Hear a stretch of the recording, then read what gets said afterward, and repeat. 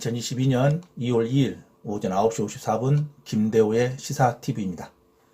자, 국민의힘 윤석열 후보와 국민의당 안철수 후보와의 단일화 관련 뉴스를 전해드립니다. 자, 우리는 선거 때만 되면 후보들 간의 단일화에 관련된 뉴스를 접하게 됩니다. 자, 후보 단일화란 하나의 선거공학적 이벤트로서 극적인 선거운동의 지형을 변동시켜 국민들에게 충격과 관심을 증폭시켜 국민 여론을 움직이게 하는 극약 처방과도 같은 가장 극적인 선거운동임에는 틀림없습니다.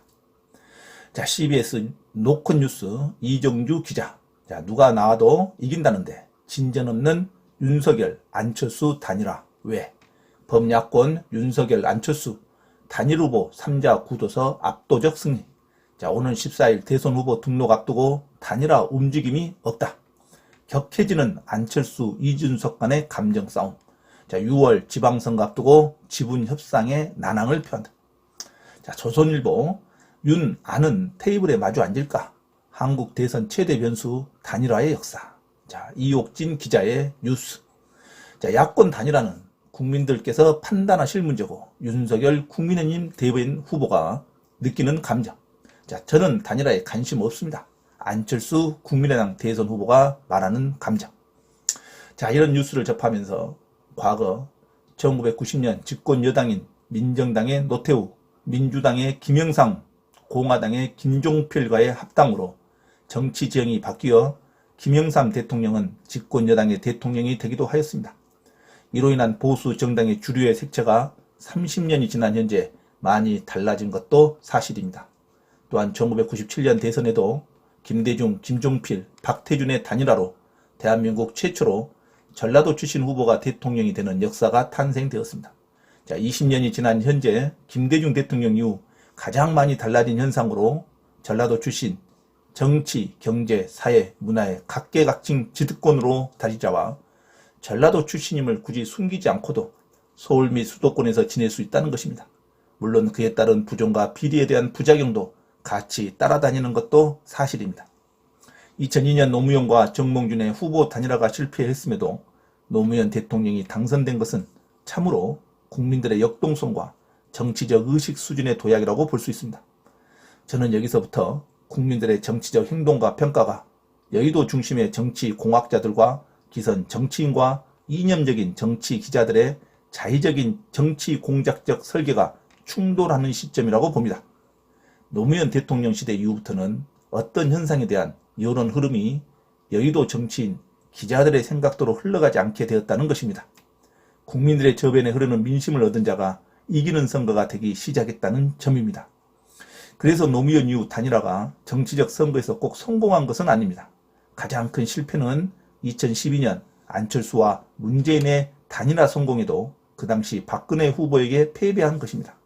여기에는 안철수의 소극적 행동이 영향을 끼쳤다고 하는 여론도 있는데 거시적으로 보면 여의도 정치 공학이 국민들의 내심적 투표 성향에 영향을 미치지 못한다는 점입니다.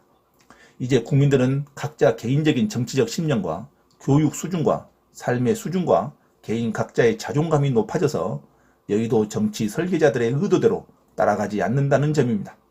가장 중요한 핵심은 그 시대의 국민들의 대다수가 느끼는 시대적 열망을 누가 더 가지고 있는가입니다. 노무현 대통령에게는 정몽준과의 단일화를 실패했음에도 당선된 것은 그때의 상고 출신으로 실패만 거듭하면서도 거대한 기득권에 대항하려는 바보스러운 정치인 노무현을 보았고, 이명박 대통령에게는 청계천 복원사업으로 그 당시 생각의 대전환이라는 고정관념의 탈피와 비정치인 출신인 경제전문가가 정치와 경제를 동시에 변화시키길 바랬던 시대적 변혁기였고, 박근혜 대통령에게는 박정희 대통령에게 가지고 있는 국민적 미안함과 페미니즘의 시작을 알리는 최초의 여성 대통령을 꿈꾸는 저변의 여권 신장이 가세하여 여성의 정치, 경제, 사회적 발언이 커지는 시대였다고 봅니다. 이제 우리 사회는 여성들이 남편과 부모의 정치적 성향을 따라가지 않고 주체적이고 독립적으로 여성들의 의사를 분명히 표현하기 시작한 시대로 변화되었다고 봅니다. 자, 문재인 대통령에게는 박정희의 정치적 미숙과 보수 진영의 분열과 정치적 리더십 부재로 인한 진보 세력의 결집과 국민들의 진보적 가치의 성숙으로 모든 정치와 사회, 문화적 현상에서 기득권의 자리가 보수에서 진보로 헤게모니가 바뀌는 현상적 결과라고 봅니다. 이제 2022년 선거에서는 진보 진영의 과도한 전체주의적 사고와 집단적인 성역화, 그리고 내로남불적 사고, 부패와 무능의 상징화를 고착화시킨 정치적 미숙, 일방적인 북한 추종 세력들의 권력화가 국민들의 마음을 다시 보수적으로 회귀시킨 상태에서 선거라고 보면 2022년의 국민들 마음속에는 굳이 안철수, 윤석열의 후보 단일화에 얼마나 많은 영향을 미칠지는 모르겠습니다. 국민들은 당장 부동산 집값 문제, 그리고 직장 문제, 코로나 문제, 그리고 주식 폭락, 화폐 가치 폭락, 물가 상승에 더 민감한 상태로 국민들 마음은 패권적인 진보보다는 다시 자유민주적 법치주의를 회복하려는 생각이 저변에 흐르고 있는 것은 아닌지, 과거의 경제, 사회, 문화 시스템이 더 좋았다고 생각하고 있는 것은 아닌지, 노무현 대통령 이후부터는 인위적인 단일화보다는 누가 더 그때그때 국민들의 시대적 사명과 소양을 누가 더 선점하고 있는지가 선택의 핵심이라고 봅니다. 여러분의 생각은 어떠십니까? 안철수와 윤석열의 단일화가 선거의 가장 큰 요인이라고 보시는지, 아니면 하나의 선택사항이라고 보시는지, 단일화에 관심 있으십니까? 후보들의 단일화가 국민들을 진정으로 단일화시킨 적은 한 번도 없다는 현실을 여러분은 어떻게 생각하십니까? 이상 중도적 상식적 시사 분석을 추구하는 김대호 TV였습니다. 감사합니다.